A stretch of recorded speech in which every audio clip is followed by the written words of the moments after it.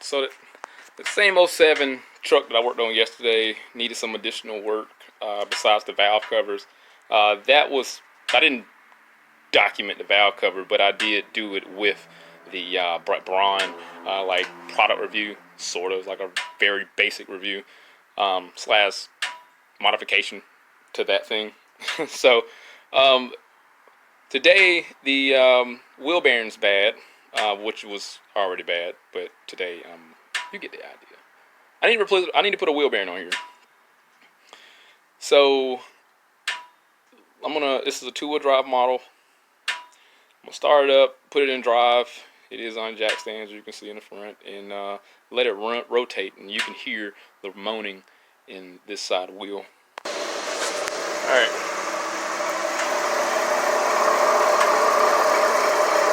Oh, that's crazy. You can see the wagon wheel effect, like the rim is going forward, then going back. That's fucking amazing. But you hear the moaning noise.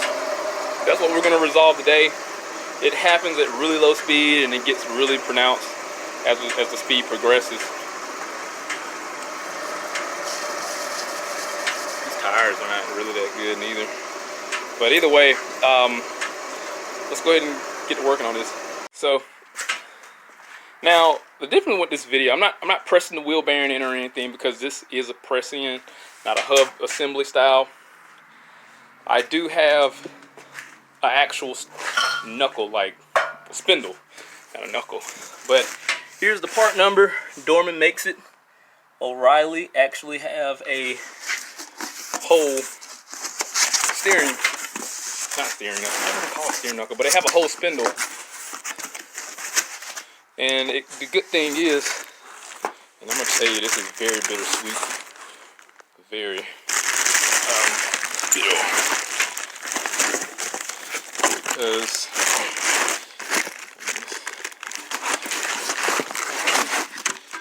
come on out of there.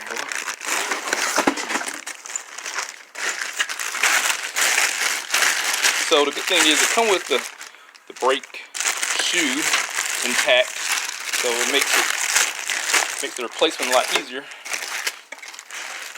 Come with, oh gosh, weighs enough. Come with the new axle nut, because these in the back are like CV shafts. They're like, well, they are CV shafts. So come with a new nut and a retainer. Is that it? I'm just letting it one hand get it open.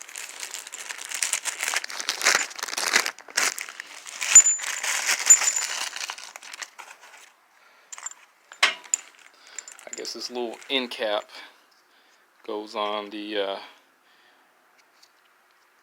in the splines, I guess, for the CV axle. I guess that's my assumption. So it comes with the new bushings. I mean, it's a complete unit. Of course, new wheel bearing, and the great thing is it comes with brake shoes, which is awesome. And new hardware, of course. So everything's new. The downside is this joker is over $530. So it is a little pricey, and I can completely understand a lot of people are going to go with the cheaper option and probably do a press in for the bearing. Thing is, I have to offer warranties on people's vehicles. So I don't have to, but I decide to, because for the peace of mind for the customer. So it makes my life a lot easier. Yeah, I don't make as much, but this still helps the customer out if something ever happens. I mean, they can always bring it back, and it's easier on me. I can just simply do a quick exchange. I'm hoping this is going to be quick and simple. But I'm not going to spend too much time talking about it. But you get oh shit, damn, it hurts. You get a good view of how things look on this spindle here. And again, it's a Dorman product. O'Reilly sells it. I did look at the Rock Auto price for this, but they don't have these in stock. Again, O'Reilly's carry this is a Dorman product, and here is the part number 698-413. Enough talking. Let's get to it. I'm gonna go ahead and take the wheel off, which is very obvious, and we'll basically go from there. So let's go ahead and get the wheel off, and I'll show you what it looks like. Damn it, this sucks ass pie really bad. I mean, that looks seized up really bad there. Guess we might have to use some heat and whatever else to get this joker off. So I'm gonna tackle this axle nut first. And how do I want to do that? Lock the brakes, or put a bar at the foot brake so it'll hold in place, and try the penetrating hole first. I'm gonna clean it off first with the pick, spray some oil on there, and maybe use a wire brush. We'll see what happens. But I mean, it's probably, hopefully it's not as bad as it looked, because she is seized on there.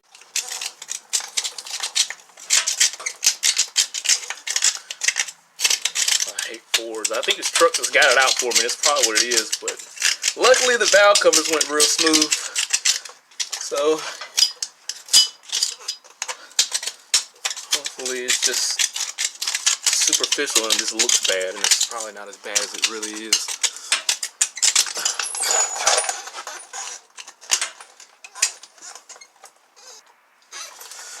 Hit it with some brake clean first,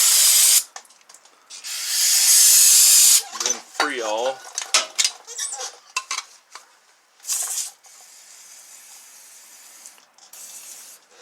Let that do its thing. In the meantime, I'm going to go ahead and hit those, everything I need to take off with this Freol here, such as the control arm bolts and lower arm, lateral link or trailing arm, what we're going to call it. Anything I see that needs to come off, I'm going to go ahead and shoot with the penetrating oil.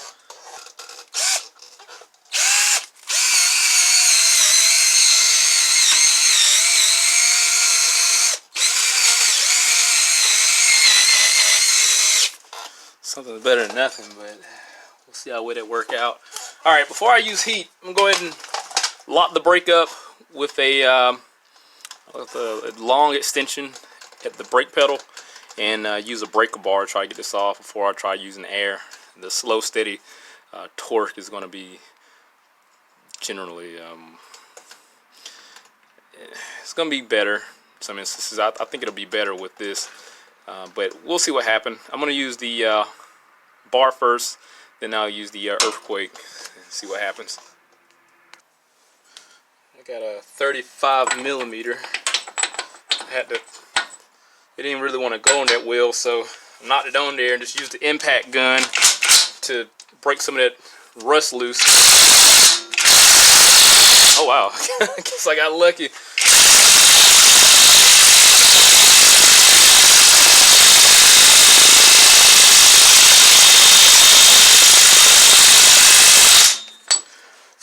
I got real lucky on that one. I didn't think that'll do anything. Alright, so I'm going to hit the back with penetrating oil. And what that'll do is get on the threads that were dried up, run it back on there, and work it off.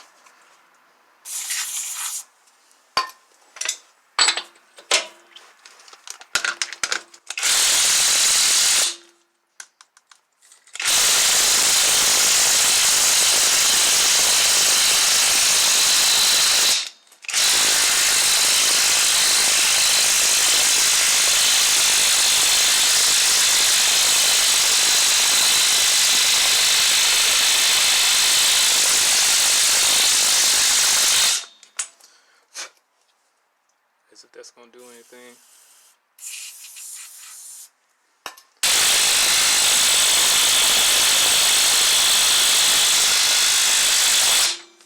Probably better to use the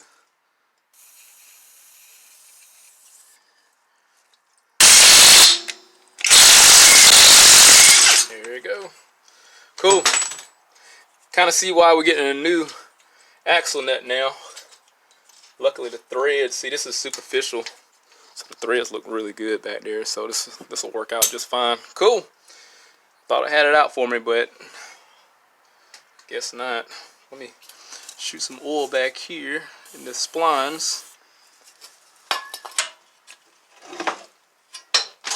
Take a punch pin to the center.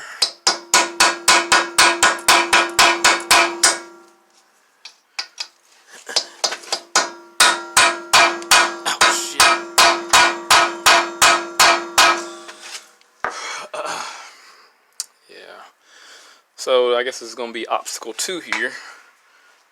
Now what I could do is use my air chisel and let it reciprocate back and forth and get it out that way. Or I could use heat to heat that up and give the hammer a try. I don't want to hit the head of this with the hammer because I ain't going to have but so many blows I could before it start flaring out, so I don't want to mess that up, and I do want to be able to get the nut back on there. And I'm not going to leave the nut on here and then hit it because I don't want to damage the thread. So I'm going to use the air hammer first, and I'll see how well that work out.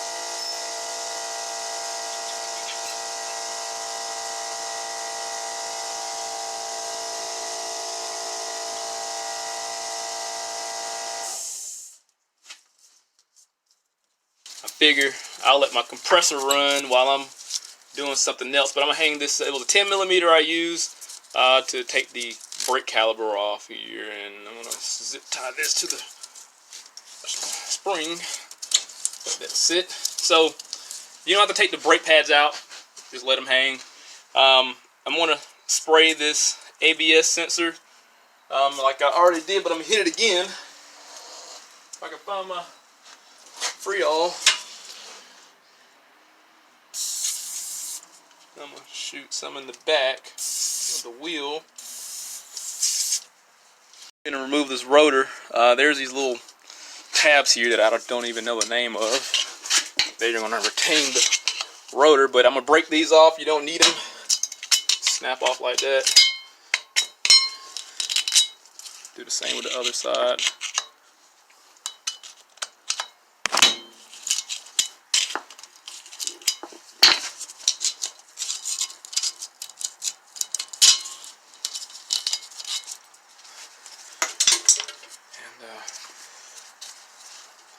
Give it a good whack here, let it soak down.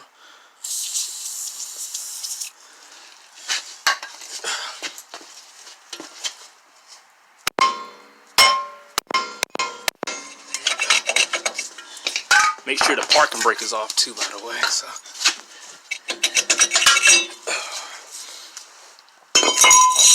cleaned up.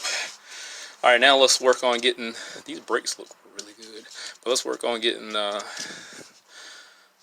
this yoke pushed back.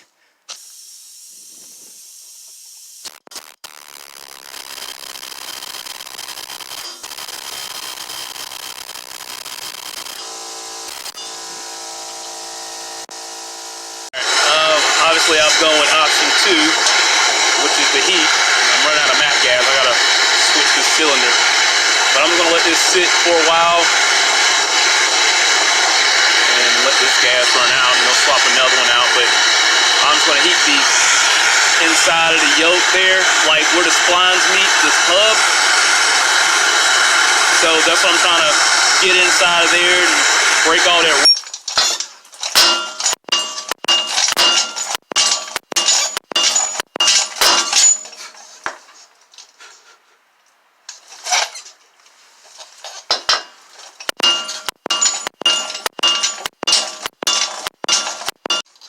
Option 3, because I was just like, fuck it, I'm just gonna knock the fuck out of it. Didn't work.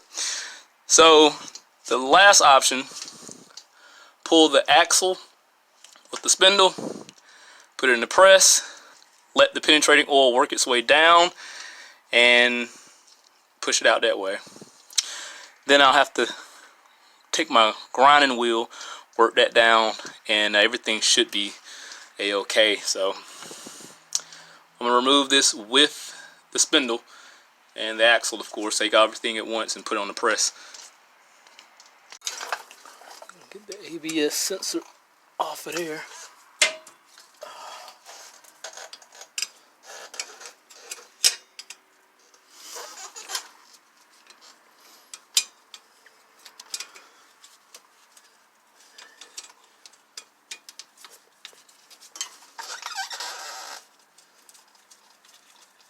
Cool, this is loose, so that'll work out.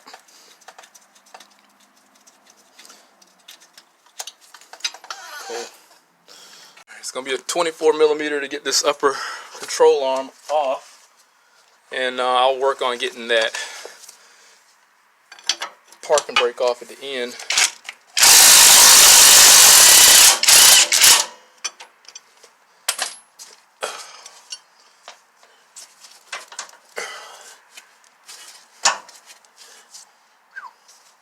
Let's get some torque on it. Let me see if I can probably pry this forward. Leave some of that.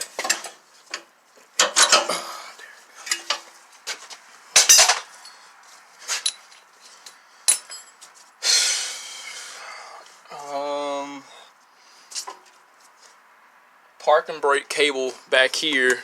It's going to be a 10 if you decide to take that off, and I might just do that if I need some more room. So I use the breaker bar to get this lower and off, and let me see if we can get it spinning. All right, so good.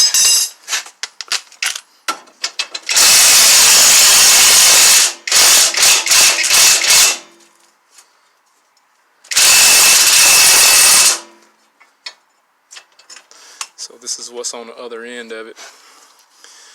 I'm gonna let that hang loose right there, and I'm gonna work on the other side, which is a 24 also, and it looks exactly the same as the inside here. And I guess I'll show you what I've done to remove everything at once. So let me figure this out. Also, to get the CV axle out, you just take a I can't get it out right now. You take a pry bar and simply just pry it like any other CV axle to get that out. It's wrong. It's actually a. It don't look like that. Other nut in the back with the locking mechanism. So this is a regular nut in the back of the lower forward control arm here, and simply I just put a 24 box in wrench on it and pull it off. All right, I'm gonna take off. I'm gonna remove the lower forward first, and I should be able to.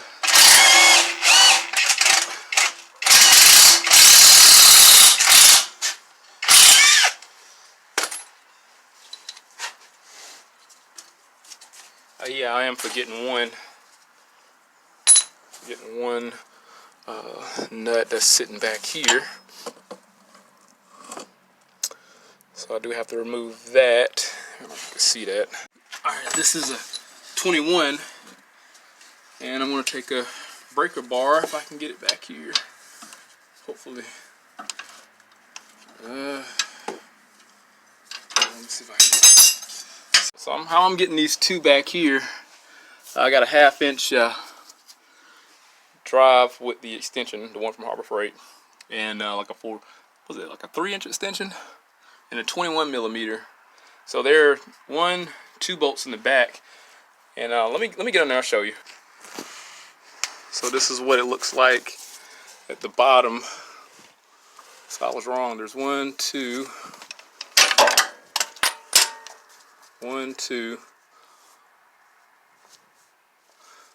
3 bolts that has to come off of here. So I'll do the same process, just use this breaker bar and break those 3 loose. Alright, so this is how I'm removing the bolt close to the shock. I got my 21 on here and my 1/2-inch drive, and I went to, and I'm like this, so I separate the lower joint and I just push down on it. So I got it broken and loose. Need enough clearance but to get that off of there, so hopefully that's how I'm working that out. So that's how I did that one, and let me figure out how to get the other one off. So I'm gonna leave my deep socket on the top one, and I'm just simply gonna kick, like going in here, grasp this, my foot down here, and break it loose. That's for that one, and I'm gonna do the same for the other one here, the very bottom. So let's try this again. So the lower one, got my bar angled, and I'm just gonna kick it off to get it loose, just like that.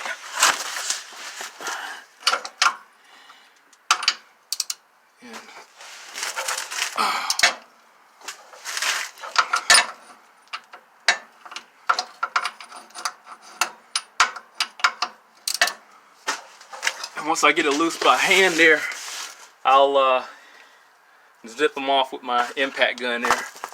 The route that I'm taking to get these off is using heat, is because I mean, you're gonna be sitting there turning these forever. So I got a little bit of gap there to where I can put the heat between this control arm here and the actual spindle to where I can hit the bolt, and it'll burn the well, not the anti-seize, but the Loctite down to the point where you can run them off comfortably. I'm gonna get one heated up and show you, but just to give you an idea, I mean, I'm putting uh-oh, I don't feel that joker is hot. So I'm trying, but it ain't doing that. That's all I got. But let me show you the difference when I put heat to it. 1000 spread so you can get a better view.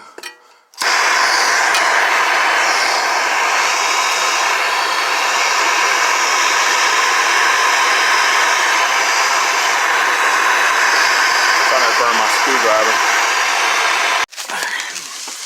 Run up under here, and once I get my light on and run it loose.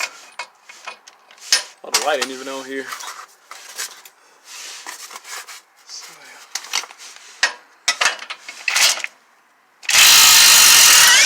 come right on off, just like that.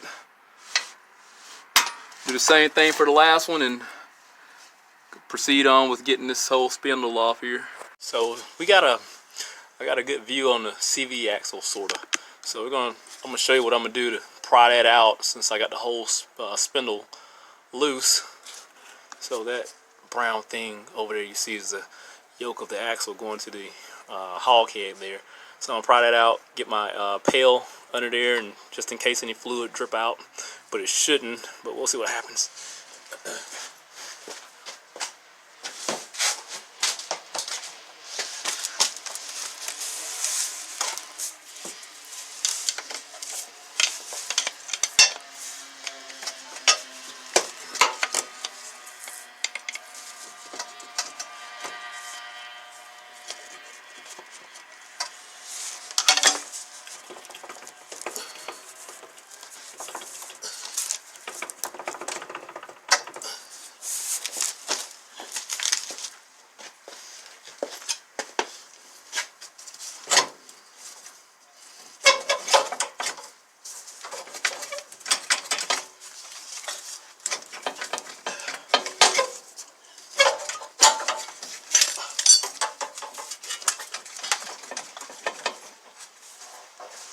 Alright, everything out, but I will say everything that can go wrong went wrong.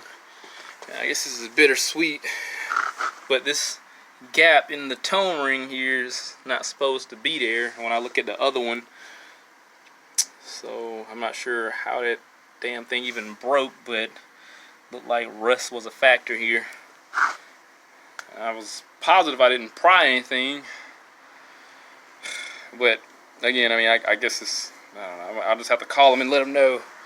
We're gonna have to put another axle on here, because if I put that tone ring on there, that interruption in signal may cause the ABS light, or cause the ABS to operate in inappropriate times. So I'll just let them know we're gonna have to change the CV axle. I guess it's good I don't have to press this out, but at the same time it's bad because we already did valve covers, Spindle. It's like $1,000 billion here, so yeah, let me let them know. Got a new CV axle, and we're gonna get that installed.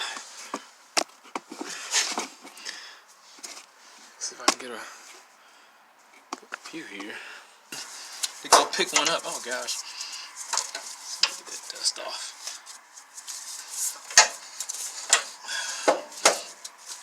And like I said, it was the best thing to do, being that, you know, that tone ring was strangely broken. Alright, so we can sit in there.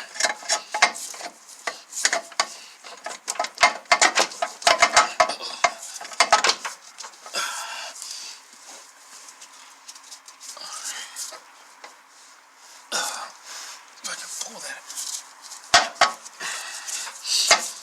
Take the hammer, just give it a couple whacks to get it seated.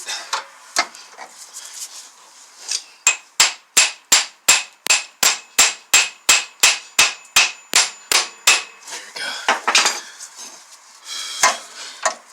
I don't recommend hitting the head of it, but it didn't require that much encouragement. Alright, I'm going to get the spindle installed in reverse order. I don't know if I have any pointers, because most of the things I've been through were the hard parts, basically. Just getting it off, and it's just basically self-explanatory getting it back on. I think the only challenge is getting this parking brake back in there, and likely I'll just flare out the brake shoes enough just to get it in there, and I guess I'll show that happening. I'm pretty sure that was an easier way of doing this, getting this off of there, but I'm not a Ford guy. I don't work on a lot of rear-wheel drive vehicles, so. But good thing is we got new stuff. Everything's gonna go back on, and everything's gonna get a brake cleaning. So as far as getting these bolts here back into the spindle, I'll clean them off with the wire brush and put some fresh mild Loctite on and get those ran through and tightened up. Other than that, this should be pretty cut and dry. I'll see you when I get to this doohickey here. Alright, so I'm just getting the spindle back on here. I got one bolt in the back, and the control arm bolt just barely sitting through there, so I can get good access in the back here. And this one's just kind of half in also to get some clearance, so I can still move it around. That's that Braun light there. The versatility is holding up well. Put the magnet on the back, and it's doing its thing here. Check out the last video. It's not a hard install. It works. Anyway, I digress. So I'm going to work on getting this emergency brake in here, and I got to pull out the grommet that goes in between the inlet and out external housing of the spindle. So let me get that, and we'll just get an aerial view of how things are, how I'm going to figure out how to get this in here. So bear with me. I'm going to spray the inside and out with Freol here. Trying to get it on my brake shoes. So I got that. Make life a little easier. Slide in the back.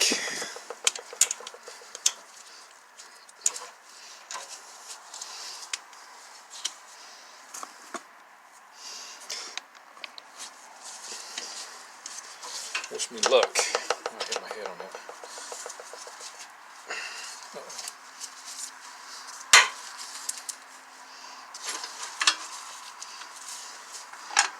I get to it.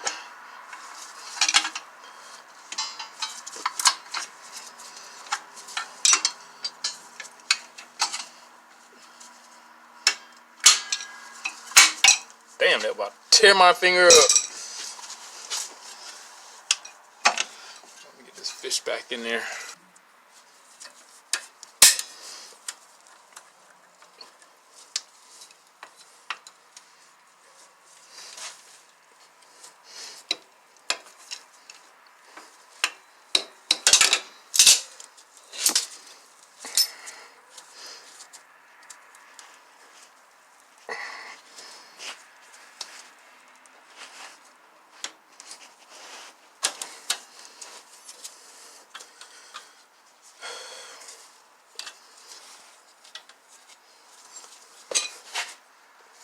Sure, this was an extremely long-winded way of getting this on there.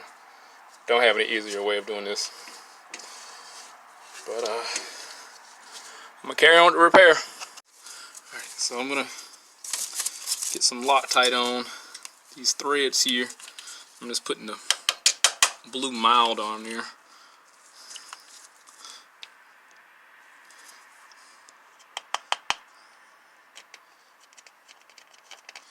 A little bit, and I'll do the same for the other two before I run them in there,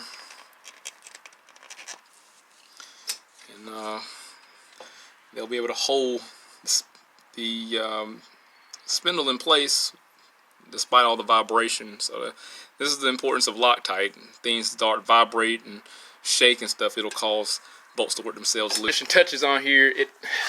It honestly was not that bad putting everything back on. Took 20 minutes, if that. Only issue was I had to take the caliper back off to adjust the handbrake, or the foot brake there. Emergency brake, to be technical. So I had to adjust that. And on the bottom, there's a little star bit under there that you would turn out. Let me show you how that looks. On the bottom of it, this is it right here. You would turn this out and it'll push out, and you'll put the rotor back on and apply the emergency brake, and if everything locks up, you're fine.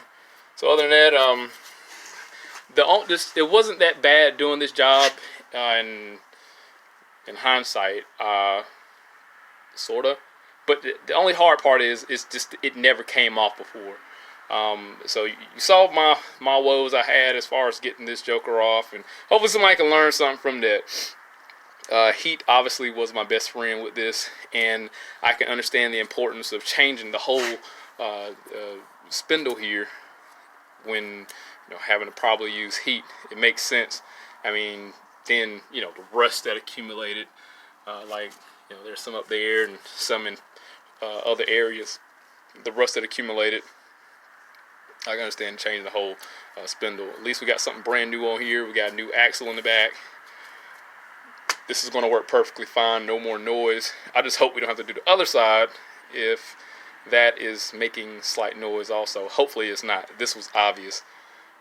I don't have any other things I could point out, but I am going to provide some bonus footage as far as getting that other spindle separated. I'm gonna put that in the press there and see what happens. But other than that, this job is done. I'm going to test drive it, and he'll come pick this up tomorrow. So we did valve covers on it yesterday, and now we're doing the wheel bearing and having to put an axle on here. Not a big deal. Everything in the back is new. Good thing is O'Reilly was able to get the whole steering knuckle in stock, and I'm very glad that I didn't wind up putting the bearing in here. Even though it would have been cheaper, it would have been more of a pain to put it in there than just replacing the whole thing that I had to just go through just now.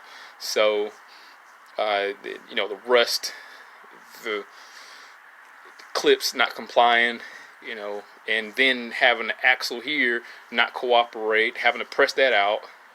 Luckily, you know, I'm not saying we were,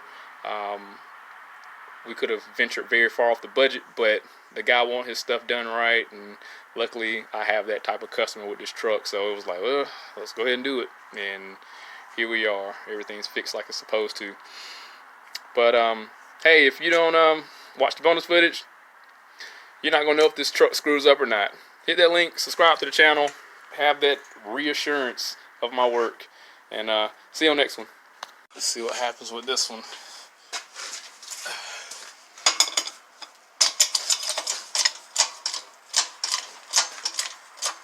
So I got a lot more clearance at the base.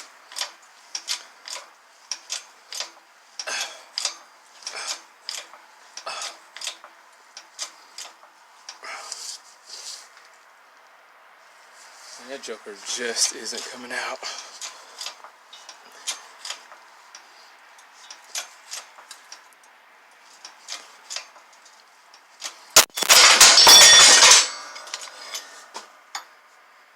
That was a no-go.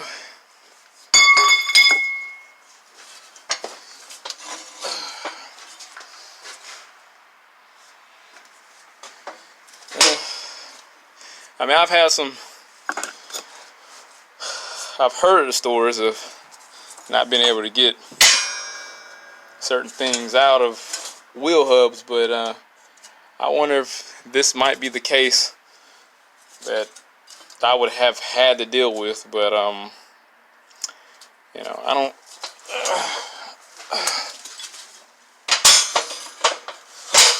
ain't got no heat hot enough to really torch the hub there. Well, it didn't work out, and this is why.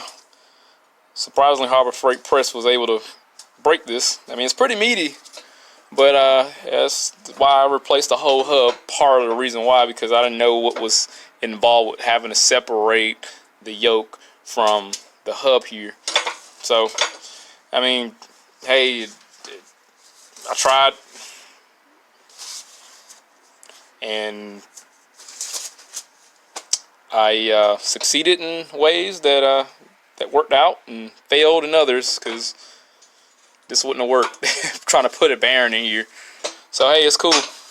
All right, peace and hair grease.